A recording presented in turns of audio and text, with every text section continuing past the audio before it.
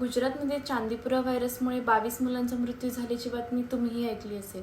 पण हा नेमका व्हायरस काय आहे? आपल्या मुलांना यापासून कसं सुरक्षित ठेवायचं? चला अगदी सोप्या भाषेत समजून घेऊया. चांदीपुरा हा मुख्यतः सँड फ्लाय म्हणजेच वाळू माशीच्या चाव्यामुळे पसरतो. हा आजार विशेषतः लहान मुलांमध्ये गंभीर होऊ शकतो.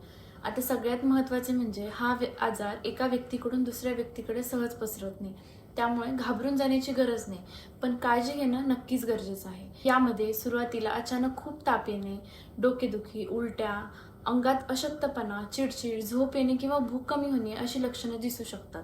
पण जर तापासोबत मुलाला फिट्स येत असतील, वारंवार उलट्या होत असतील, हातपाय झटके येत असतील किंवा खूप गुंगी येत असेल किंवा शुद्ध हरपत असेल, तर अजिबात वेळ घालवू नका आणि तात्काळ डॉक्टरांकडे घेऊन जा.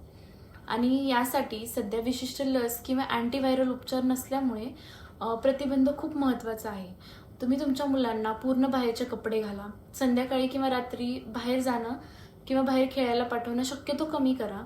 घराच्या आजूबाजूला पाणी साचू देऊ नका आणि खिडक्यांना जाळ्या लावा. सर्वात महत्त्वाचे, ताप आला म्हणजे चांदीपुरा आहेच असं समजू नका. पण मुलाच्या वागण्यात किंवा तब्येतीत अचानक बदल दिसला तर डॉक्टरांचा सल्ला नक्की घ्या. ही माहिती प्रत्येक पालकापर्यंत पोहोचावी म्हणून हा व्हिडिओ नक्की शेअर करा. अशाच पेरेंटिंग टिप्ससाठी मला फॉलो करायला विसरू नका.